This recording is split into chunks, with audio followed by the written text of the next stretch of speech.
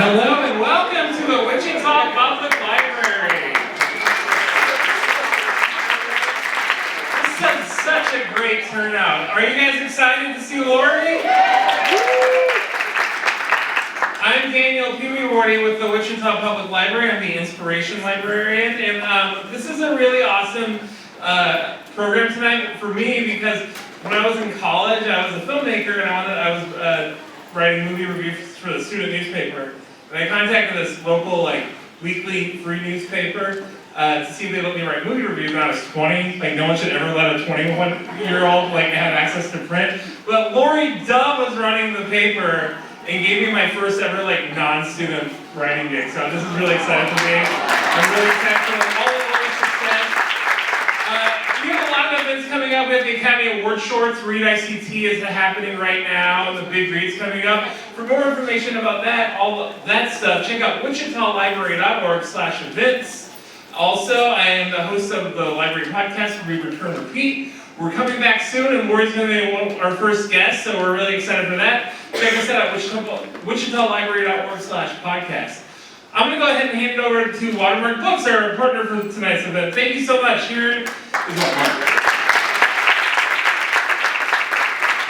Hello, everyone. Thank you so much for coming out and accommodating our venue change. We just had such an amazing response for Laurie that we were like, we need more space. And a huge thank you to the Advanced Learning Library for being able to do this on about 24 hours notice. So I really, really appreciate them.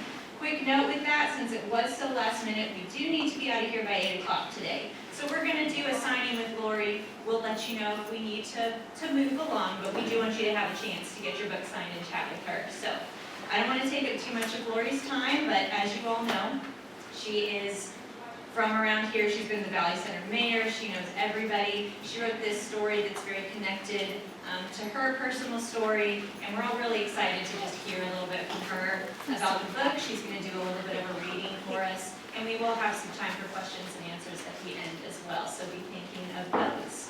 So without further ado, I'm going to turn it over to Laurie Dove.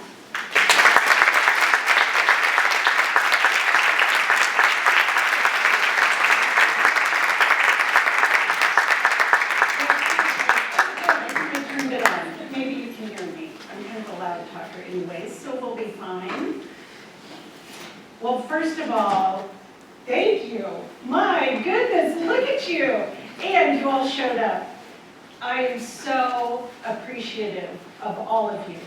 I know many of you, and if I don't know you yet, I hope to. So thank you for being here, friends. Okay, who here is a writer?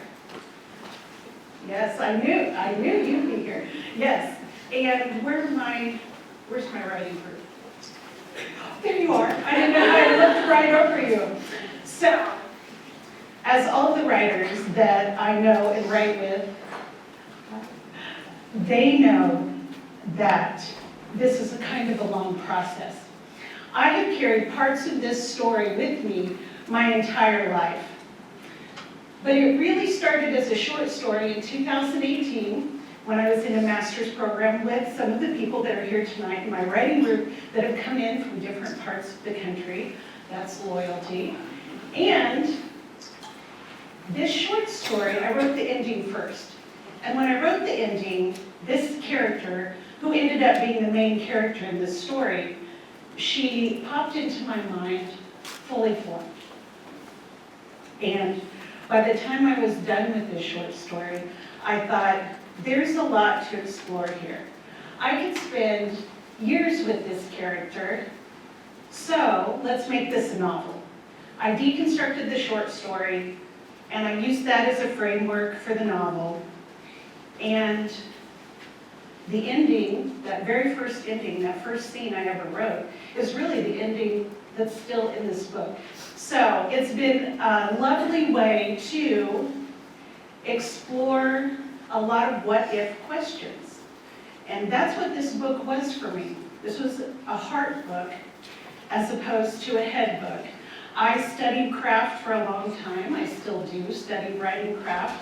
I sometimes teach as an adjunct professor, and we talk a lot about that. But the truth is, I didn't know how to write a novel until I wrote a novel.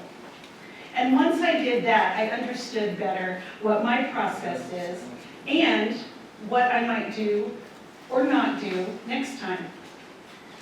One of the most lovely things about writing this book, though, was the chance to ask this character all of these what-if questions.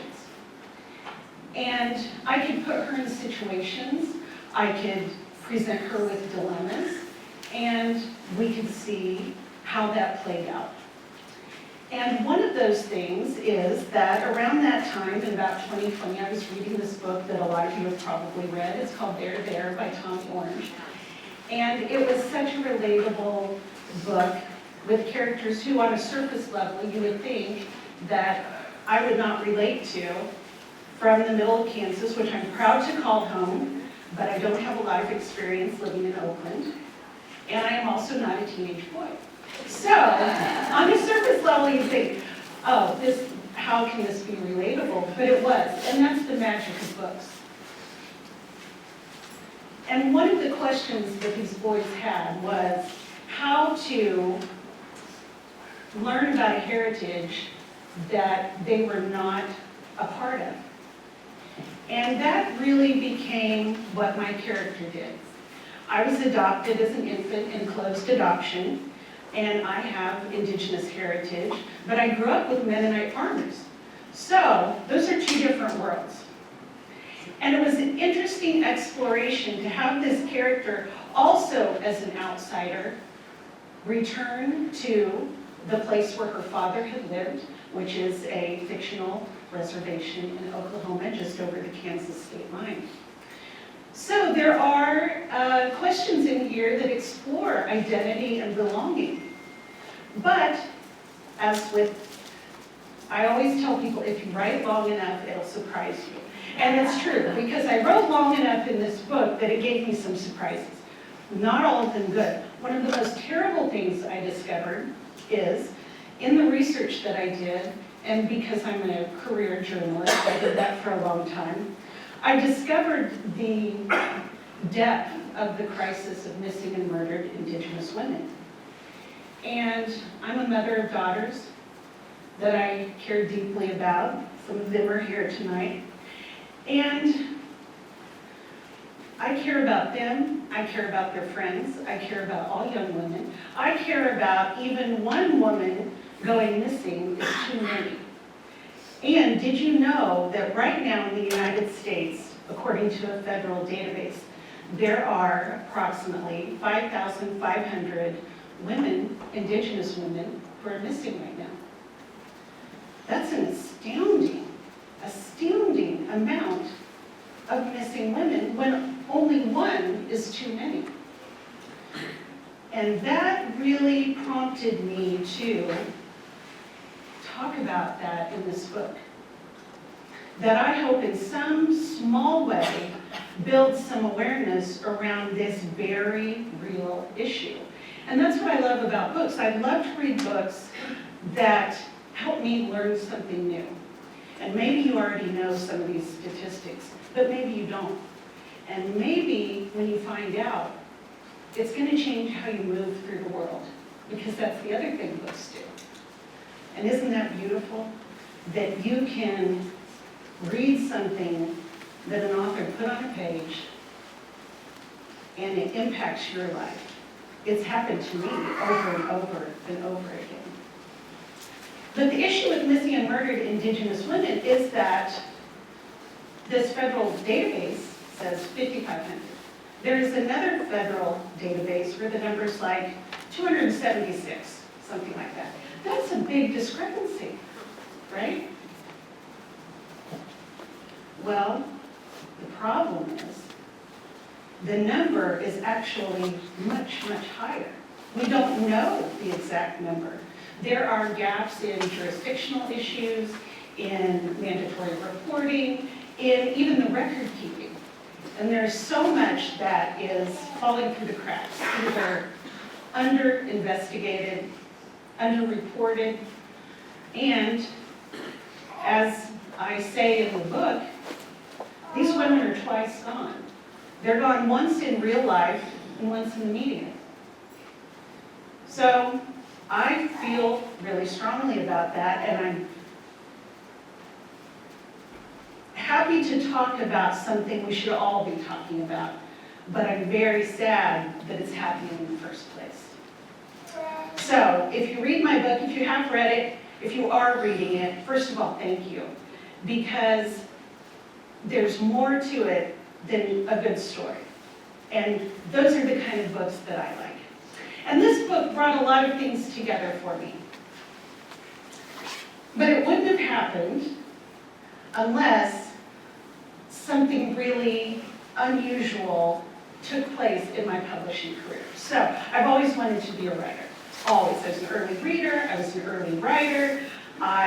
This is the dream. I went into journalism and I loved it because I really like telling people stories. It feels like it matters because people matter. And people are what make up communities. And strong communities make for strong individuals. So these are the things that I love. But you wouldn't be reading this book if I hadn't entered this unagented call for submissions in December 2021. Berkeley, which is an imprint of Penguin Random House, they opened for the first time an unagented call for submissions. Now, if you don't know, you have to have an agent to take your submission to a traditional publishing house. And I did not have an agent, and like many of us who are writers, I had been trying to get an agent for a while, but it is a long game. It is not for the faint of heart. It's also not for people in a hurry. And so I submitted this in December 2021 and promptly forgot about it because my goal is to write. I want to write books the rest of my life, and I can control that. So I sent this off, wrote another book. I'm just going to keep writing books because one of them will stick. In the spring of 2023, I get this call that they'd like to see the rest of the manuscript. I think, okay, fine. Because this has happened before once in a while. You know, you get somebody that wants to read the whole thing. I didn't even really realize who I was talking to, that I had skipped the agent step in this process. So they read it a couple of weeks later. They decide they'd like to have some conversations about this. And then a couple of weeks after that, we have a book deal. And it was absolutely the most surreal occurrence of my life. I couldn't believe it. And they said, when we were wrapping that up, they said, well, we're going to make an offer. Do you have an agent? And, well, I didn't want to say, well, I've been trying. I've been trying for a while. So I just said, well, you know, I have a short list. I don't even know what that means. It sounded like the right thing to say. So I said, well, yeah, I have a short list. And I'm sure that they knew, but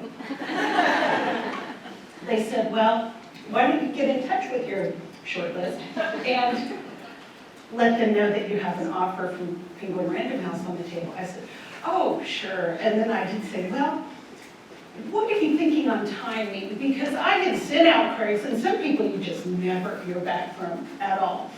So they said, well, you just tell them you've got an offer from, well, first of all, they all laughed. Okay, that should have been my first clue. They all laughed when I said, well, I don't know if they'll get back to me. So I get off the phone with them, I call my husband at work, and I'm like, hey, you know all those like mystery books you read? Look in there and see who their agent is. So we made a list. I know, right? So we made a list of like 5 agents, and the other thing you need to know, there's a whole process. You cannot talk to an agent directly unless they're already your agent. You have to go through systems and software, and there's no direct communication. So I email all of them directly. I somehow find their emails. It's a good thing I was a reporter at one point. So I find all their emails, and I dash off these emails because I need to go pick my daughter up from school. And so I send all these emails out, and I'm like, I realize this is highly unusual, but here's the situation. So I go pick her up, and I'm like, oh, I hope I hear back from somebody. You know, I've got this offer, and I just hope it doesn't take them 6 months to get back with me. So I go pick her up, I come back. We were gone about 15 minutes. all but one responded, and that one was in the UK, so I can forgive it. But all but one responded. By the end of the day, I had had phone conversations with several of them, and I found an agent that really aligned with what I was thinking and what I want to do, which is write books forever. And within a few days, we had a deal. It was a dream. I am telling you, a dream. It felt quite a lot like what I imagine winning the lottery must be like. It was beautiful. In fact, it still has not really sunk in. The fact that you're all here tonight is making it real, because it has not been real yet to this point. Not holding the book in my hand, not any of these other things fully made it real, but all of you being here made it real. And that's what has really been the surprise for me. The surprise, which there have been lots, I have had the best experience, and you'll hear that people don't, but I'm here to tell you they might, because I did. The biggest surprise has been all of you, this community. You showed up. It is cold outside and there's ice, and you are here. I am stunned and grateful. And this is one of the most beautiful moments of my entire life, and I am grateful to you for it. Thank you.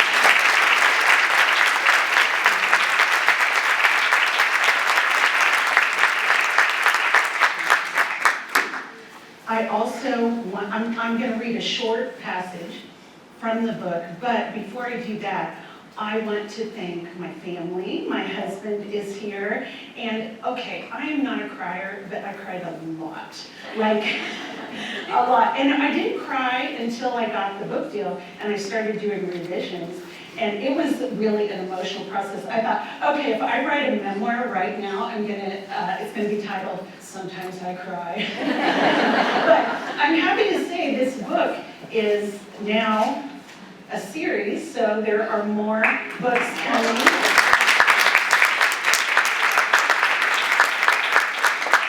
I'm also happy to say I stopped crying. I'm not. Everything's fine, it's fine. But my family has just been a joy, and I have these grandsons that are here tonight, and I'm so thrilled to be able to share this with my family and with all of you. And you have just made this a dream come true. I don't even have the words to express what it means to me, so thank you, thank you. Okay, I will read this questions because that's my favorite part. So, the Beatles could help her disappear, but not in the same way the others had disappeared. She would do it for a better life. This was why, even though someone had trashed her van, even though her cell phone was now one big useless glitch, and even though her mother was probably sick with worry, Channel McLeod had had days to reach this ravine in the dark. If the Beatles were nocturnal, so was she. The November wind whirred into the chasm and up the sleeves of her jacket like a threat, carrying with it loamy soil laced with the scent of decay. Chinua tried to clear her head, to think instead of the waist-high switchgrass that had been gentle company as she walked across Oklahoma's eroded plains. But the memories of missing friends were too intrusive. The moment her mind went quiet, or she felt hopeful, or, and this was especially annoying, she was alone in the dark, they were there. The ones who left and never came back, or who couldn't come back. How many girls had she heard from, how many girls had she known who'd never been heard from again? Res girls gone. Families that searched or didn't, fleeting news coverage, the missing girls' faces, flashing on growing screens before vanishing once more.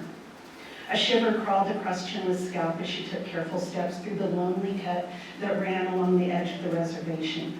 Forget the switchgrass, think of the Beatles. She trailed her hand along the ragged sandstone wall on one side of the narrow path and knew she must be close. The smell of death, that harbinger of an American burying beetle colony, grew stronger. Maybe she would come upon them feeding on a carcass right in front of her. Or maybe they would be tucked into a cave, an expanse suddenly opening under her fingertips in the dark. The image of a black and red beetle on a screen at the front of the lecture hall flashed in her mind. Any graduate student who could find and document an endangered species, or better yet, a species long feared extinct, would be awarded grant money and a Smithsonian job at the end of the rainbow. It was the moment that had changed the trajectory of her future. That was when she realized she had a secret, hard and smooth as a seed, its electric shock singing through her body. In an instant, she knew why the American burying beetle looked so familiar, and she knew exactly how to win. She was going home. So, thank you for doing that. Thank you for letting me know. Thank you to all of you. I appreciate you.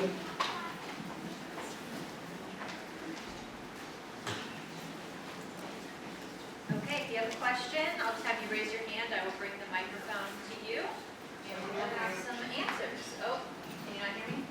My green light is on. Hello? Now is it on? Now is it on? It is on? You can hear you. I know. My green It light's is on. untitled Do you right know now. why it won't turn on? We briefly had a title. We do not any longer have that same title. So that's a great question. Yes, what is the title of the second book? Undecided. Send me your ideas. I'd love to hear. When did I stop crying? Another great question from my father-in-law. So, you know, I stopped crying, I think, when I got to the end of some of these revisions. By the time we reached the copy editing stage, I was fine. But what happens when you achieve your biggest dream? What happens? Well, that happened to me. And then we started in on the work of the novel, and suddenly I thought, I don't know how to do this, do I? I don't even know how I wrote this book in the first place. And what do I do now? What if? So there, again, we have all of these what if questions. What if I don't do it well enough? Because if there's anything I want to do is get this right. And that's really where the crying came from. But luckily, I'm not crying anymore. Okay, we did get it figured out. So, I see a question in the back. Hi, Laurie. Hi. Could you explain how your experience at Harvard and your writing group helped lead you to this? Yes, thank you for that question. So the question is, how did my experience at Harvard and with my writing group, and maybe they have answers too, lead me to this? And I'll tell you what it did. It kept me showing up. And what I needed so I went to Harvard and got a master's degree, and I graduated when I was 50. So first of all, it's never too late. Second of all, I had always wanted to write books. And I wrote a lot of stories and articles, newspapers, magazines, all that sort of thing in the meantime. But writing the book, because you never know what's going to happen with it, is a big time investment for an unknown. And so it always got pushed to the bottom of my to-do list, even though it's what I wanted to do the most. So having the structure of the program, which forced me in the best way to set aside time to write and read and commune with other writers and talk about books and talk about what we wanted and what we hoped for and what our dreams were, that's sustainable. That keeps you going. And so I owe a lot to this group right here, because we've had some really vulnerable discussions about writing, and that's what writing is. If I had written this book from a place that wasn't vulnerable, it wouldn't be probably a very good book. But this book is from my heart, and it is full of things that I have carried my whole life that I'm sharing with you, and that's really vulnerable. But when I read other people's work, that's what makes it good. Those are the things that we see in someone else. So thank you for that question. How have you found your culture as someone who was adopted outside of your original birth community? Yes, thank you for that question too, because I love to talk about that. So I was adopted in a closed adoption, so the only information we had was from literally a file. Everything was on paper back then. And my parents made a really great decision, and one I would recommend to every adopted family. I always knew I was adopted, and I always knew I had Indigenous heritage. And my family talked about it with me all the time. And that was a really beautiful experience. So I feel in a way like it was Voltaire who said this is the best possible world of all worlds. And that's how I feel about this, because I have this lovely experience with my adopted family and all of the extended family. And these are people that keep records. So we know where they came from in Prussia, right? And so to go from that to, in my 20s, I met my birth family, who have very little historical data on themselves, very few pictures, it's very piecemeal how their family history has come together. And so those two things in itself have really been in contrast with each other. And that made its way into the book. The book is full of moments that exploit these contrasts. The main character is an ex-Chicago detective who's never been to Oklahoma and then finds herself there. She has an Irish-American mother, and they don't even talk about it at home, her culture, because her mother didn't really approve, is what we can surmise from what she says. And through the lens of an outsider, this character goes to the reservation where her father was raised. There was no other way I could write it. I'm an outsider. I don't have inside lived knowledge that I can put in this book and it be authentic. But what I do have is an outside perspective. And what I also have is a passion for some of these issues that are plaguing the people where I come from. So it's important to me to continue to explore that in future books. I'll try to talk loud enough. How did you do most of your research for the book? Was it just online research? Did you go to a reservation or interview any Indigenous people to get a feel for what they're going through? So the question is about my research. How did I do that? And this is where my reporter background really, really served me well. So I did a lot of research. I read a lot of articles. I read a lot of coverage about these issues.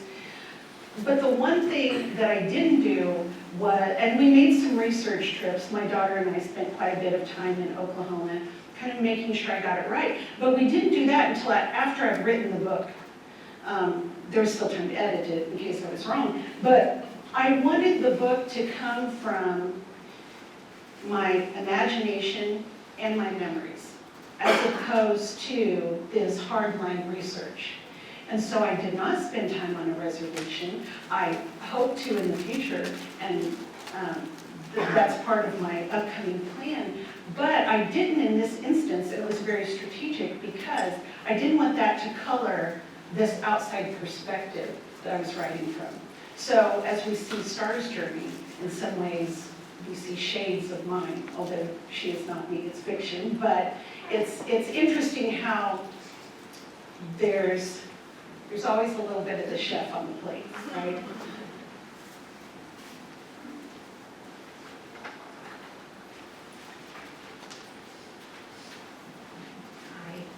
Hi. So you talk about your connection there. A couple questions. I'll try to be quick. Carrie Starr, she is a flawed human, and I'm curious a little bit about how you decided which flaws you were going to imbue her with, and how that decision-making process happened. And then I'm a little bit curious also about the Dear Woman and that folklore, and just like where that came from. Is that real? Is it exactly how you portray it in the book? Or just if you want to talk about that. Okay, great questions. So let's, oh my goodness, I just forgot the first question, just as I was gonna talk about it. What'd you say? Carrie Starr's flaws. Oh, her flaws, okay, yes, well, okay, so I'll just get this out of the way. She's not me, I'm not her. If it was, she probably would have told me. But she is a deeply flawed, complex, complicated, sometimes unlikable character. But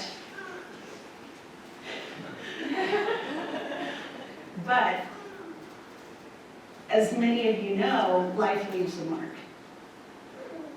And I know so many people, and I don't even have to know people to know it's happening to them. There are things in your life that have been really, really hard, like life-shattering hard. And that's what's happened to this character. She leaves Chicago because her teenage daughter dies. And, well, okay, I will say I had a lot of teenage daughters at the time, so there was a little like working through some fear in there, but they're all fine. So, but, you know, she is so mired in grief and anger and all of the things that come with it. But she gets up every day and does it anyway. And how many people do you know that get up every day and they do it anyway? And that's beautiful. That's beautiful. And so I hope as we continue this journey with her that we'll also see her growth and some healing and all of those things, but that's not right now, not in the beginning. And then the second part of your question was about the Dear Woman. Oh, yes. So I love magical realism. Magical realism introduces this ambiguity into stories. And what is life if not ambiguous? We don't know the answers, not all the time. And so I like that idea of through the myth of Dear Woman. And Dear Woman has been around forever and is in many different situations, many different spots of the country. So there's no one Dear Woman story. So it was really fascinating for me to be able to look into that and to be able to channel some of those unknowable things into that myth part of the story.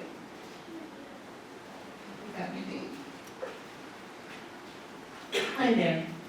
I'm wondering if you ever self-published prior to getting your contract. That's a great question. Well, I am all for publishing in any way you can do it, okay? So there are all kinds of avenues now, and they're all viable. There are great ways to do that. I'm friends with some self-published people who have really done a fantastic job at that. I never did that because I worked as a journalist, and then I was published that way, and then this was the first novel that I wrote. So, but I will tell you, if it had not gotten picked up, I probably would have considered it. Hi, my name is Chantel. I am a member of the Navajo Nation tribe located in Arizona. And this book really resonated with me because as an Indigenous woman, we face this epidemic literally every single day. And so I have twofold questions. So in writing your book, did you get feedback from the Indigenous communities regarding your book and the topic you are talking about?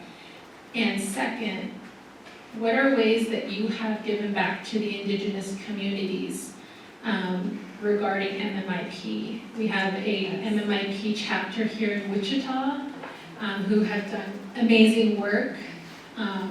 And then are any of the proceeds from your book being contributed to any of these organizations to really amplify what is going on currently. I purchased your book, and please correct me if I'm wrong, but I didn't see anywhere where it led people to a website to learn more about or to contribute. So I just think this topic, like I said, resonates with me because unfortunately my family have been victimized by MMIW, and so just we have a lot of great momentum, heard a lot of great feedback from the New York Times calling your book a thriller, which I felt like it was a slap in the face that this is not a thriller, this is an everyday event that Indigenous women face every single day. Yeah. And so, just have those two questions. Yes, thank you for those questions, I appreciate it. A lot of these things didn't happen in writing the book, but what is coming out of the book is what I hoped would happen. This connection, other connections, ways to make it matter in a larger way. That's all what I'm after. So this is what I had hoped would happen, and I'm overjoyed that it is, because let's work together. Let's do this, right?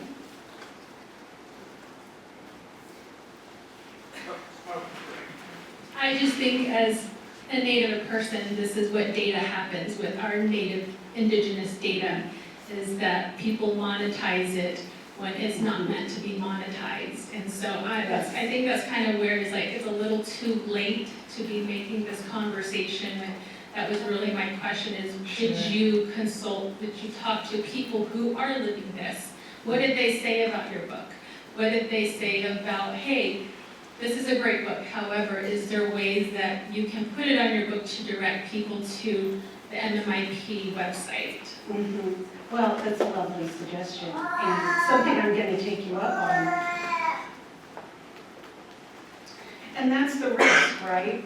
Where is awareness and where is responsibility? And what is the gradation and where do I fit? Because I'm not enough in some places and I'm too much in others. And the same is going to be true for this book. It is sometimes not enough and it's sometimes too much. And rather than leave it out, I felt it was really important for us to be talking about this issue. What I have heard is from a lot of people who were not familiar with this at all. Not familiar with the numbers, not familiar with the fact that it's happening or so widespread, and I'm sure you've experienced that as well. And I'm not claiming to solve any problems with this book, but I would sure like to build some awareness and move in the right direction. And I'm one person.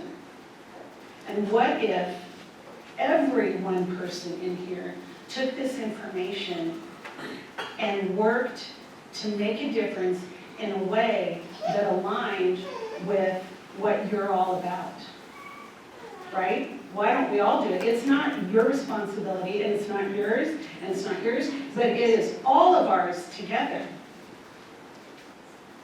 We have the power to change things. I learned that when I was the mayor. It isn't the city and then people that happen to live there. We're all the city. We're all the solution for this. So I hope we continue this conversation. I genuinely do. Okay, I'll find you after.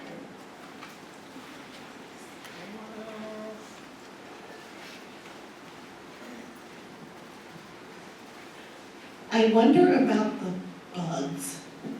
Like, where did you come up with the idea of this bug that needed to be saved? I don't know why, but when I was reading the story, I just thought it was so interesting that of all things that might make a difference in her life, it was a bug. Yes, well, it's often the smallest things that make the biggest difference, right? It's small things that we can do for someone else that make a big difference to them that we may never know. So I found it really appropriate that it was this beetle that she was searching for.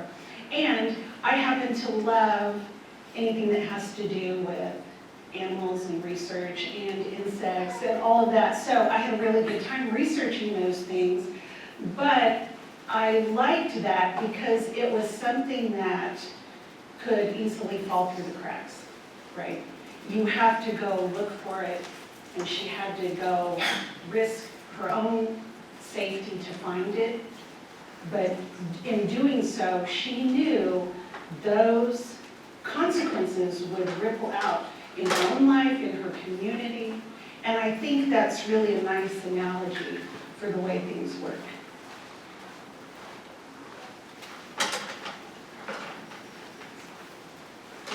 What is your favorite writing topic from your childhood? Oh, I only wrote about horses from like the age of, Mark is here from high school. He knows. I was crazy about horses. That's all I wrote about. In fact, I was in this like extracurricular class where we did like extra stuff in school. And my parents met with the teacher and they were like, can you make her write about anything else? And he was like, I don't know, I've tried. But that deep dive into that passion project did serve me well because I still do that on certain topics that really catch my eye. So that was my topic for many years. Okay, we have time for one more. So, my question to you is for aspiring young kids or people that have that same passion that you have had your whole life, what is the one piece of advice that you would give to somebody who's starting out their passion? Yes, and you have a daughter who's a writer, so I hope that you pass this along to her. Never quit. Never quit. And when you're getting feedback, look less at the specific advice you get from people who read your work and look more for patterns of things that are impacting your reader's experience in your work. But my primary advice is don't stop. No one is making these rules that you have to be a certain age, that you have to do it in a certain way, that you have to have a certain education. Write anyway. Don't stop. All right, everyone, let's give Laurie a big round of applause.